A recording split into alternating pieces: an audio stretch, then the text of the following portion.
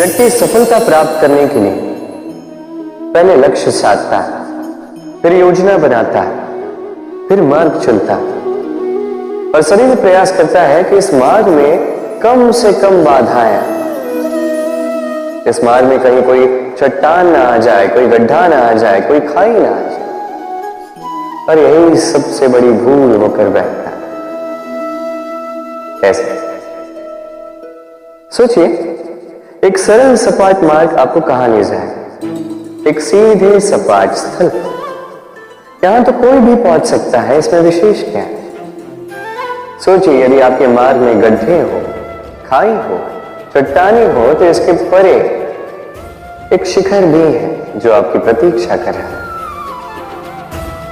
सफलता का वो शिखर जहां कोई सरलता से नहीं पहुंच पाता, जो विशेष।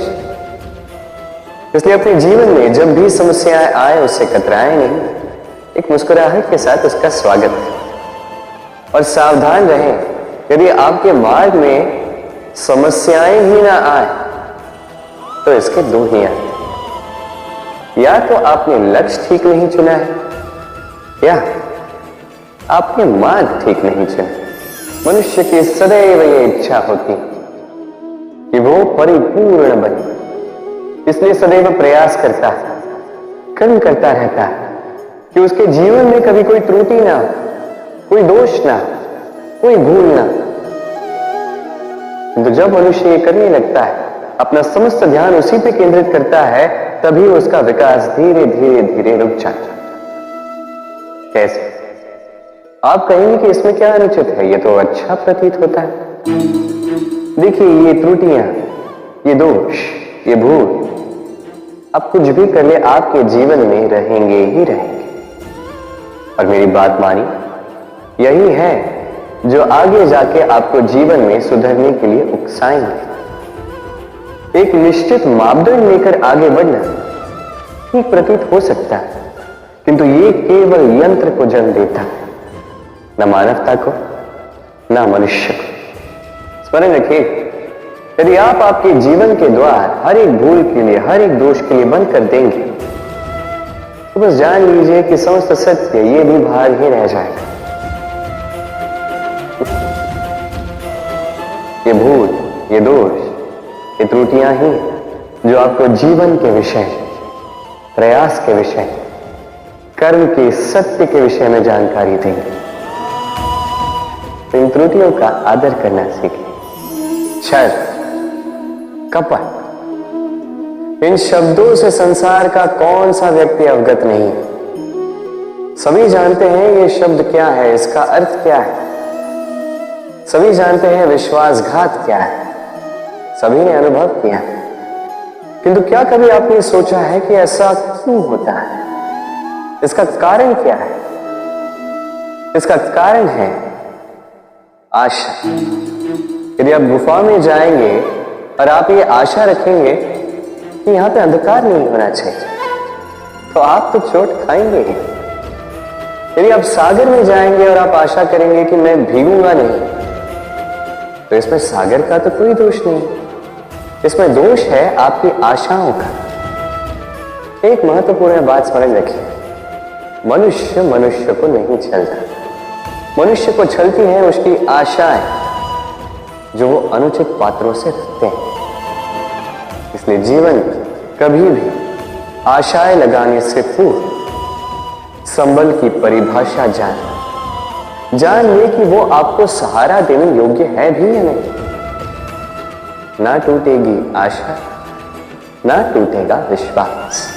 हम जीवन जीने के लिए कुछ न कुछ करते हैं, कुछ कार्य हम करते हैं आर्थिक संपन्नता के लिए, कुछ कार्य हम करते हैं इस हृदय को प्रसन्न करने के लिए। किंतु हम में से अधिकतर लोग ये सोच सोच के चिंता में रहते हैं कि जो कार्य हमने सोचा था वो वैसा नहीं हुआ, या ये कार्य पूर्ण नहीं हुआ, या काम की अधिकता को देखकर चिंता में आ जाते हैं। अब ये चिंता जो है ये दुख को आमंत्रित करती है, और ये दुख पल पल हमें मार देता है।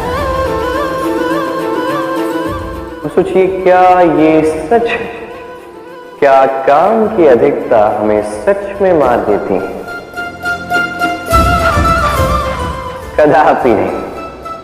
समझिए एक महत्वपूर्ण बात, आज तक इस संसार में जितने भी महापुरुष आए उनके पास भी उतना ही समय था जितना आज आपके पास है। उतनी ही घड़ियां थी, उतने ही पहर थे। अंतर बस इतना कि उन्होंने चिंता में समय नष्ट नहीं किया, उन्होंने योजना बनाई, उसे कार्यान्वित किया और जीवन में महान से महान कार्य किए, जिसके कारण आज भी हम उन महापुरुषों को स्मरण करते हैं। एक महत्वपूर्ण बात स्मरण रखिए, काम की अधिकता हमें नहीं मारती, काम की चिंता हमें मारती है। तो इस चिंता को कहीं त्याग दीजिए और निरंतर प्रयास कीजिए, योजनाबद्ध बन जाइए और जीवन में केवल आगे बढ़िए। आनंद ही आनंद होगा। कई बार हम जीवन में निराश हो जाते हैं ये सोच के कि निरंतर प्रयास करने के पश्चात भी हमें हमारा लक्ष्य नहीं मिलता। हम समझ नहीं पाते हो क्या रहा है। कई बार ऐसा लगता है कि वो लक्ष्य जो हम चाहते हैं, वो स्वप्न जो हमने देखा, जिसके लिए हमने निरंतर प्रयास किए, हम कदाचित उसके योग्य ही नहीं। वो लक्ष्य ही हमारे लिए ठीक नहीं, हमारा मनोबल टूट जाता और ये अत्यंत कठिन परिस्थिति होती। अब ऐसे में किया क्या जाए, आपको समझाता हूं एक उदाहरण दो। कभी किसी वृक्ष को देखिए, वो भी अनेक कठिनाइयों का सामना करता है, जैसे पतझड़। पतझड़ के आते ही वृक्ष हार नहीं मानता, अपने पत्तों को, अपने पुष्पों को बदल देता है, किंतु जड़ों को नहीं बदलता। वो उस पर अडिग रहता है और पतझड़ के जाते ही अब वृक्ष को देखिए, पुनः हरा भरा होकर खिल उठता है। इसी प्रकार आप भी जीवन में निरंतर प्रयास करते रहे, फिर भी यदि आपको सफलता नहीं मिलती है तो अपना मार्ग बदलिए, किंतु आगे बढ़ते रहे, निरंतर प्रयास करते रहे।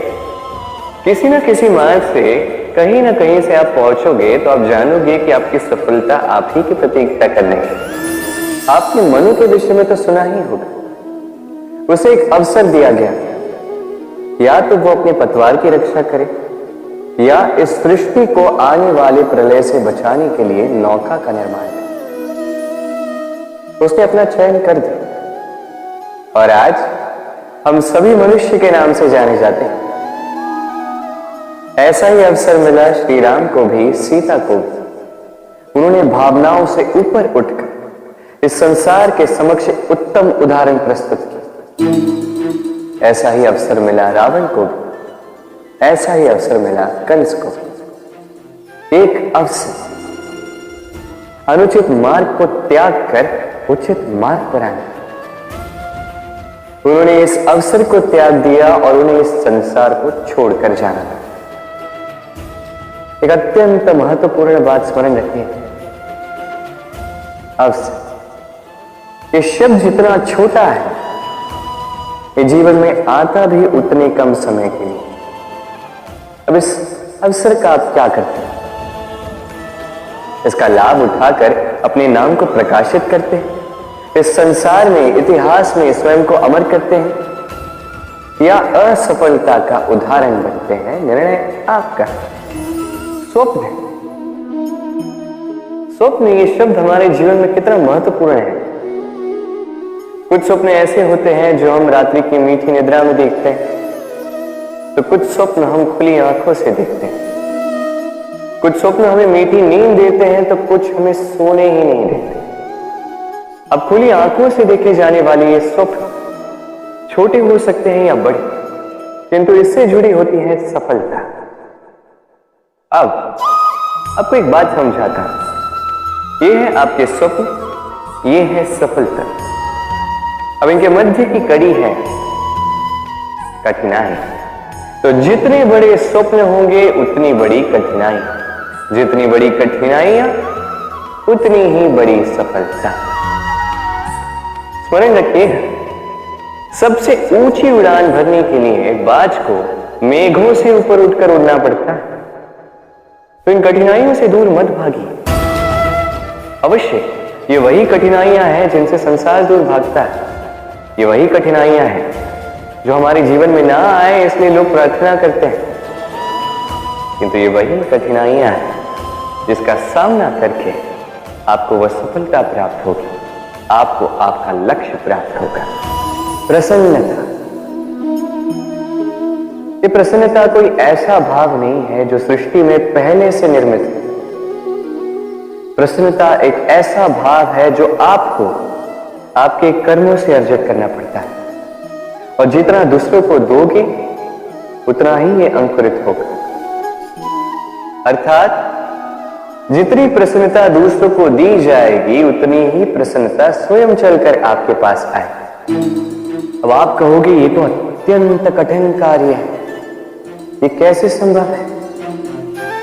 सबको प्रसन्न रख पाना तो स्वयं महादेव के वश में नहीं, हम तो साधारण से मनुष्य, ये कैसे उपाय है? चलो आपकी ये बात मैं मान लेता हूं, सबको प्रसन्न रख पाना संभव नहीं, ये 100% उचित कथन, किंतु हम प्रयास तो कर सकते हैं कि प्रसन्नता ना से हम किसी को दुख ना पहुंचाएं। ये तो हम कर सकते हैं। जितना ये दुख कटेगा उतना ही सुख बढ़ेगा, और जितना ये सुख बढ़ेगा उतनी ही आएगी ये प्रसन्नता। तो आइए और इसी प्रसन्नता के साथ कहिए राधे राधे। कृष्ण कृष्ण कृष्ण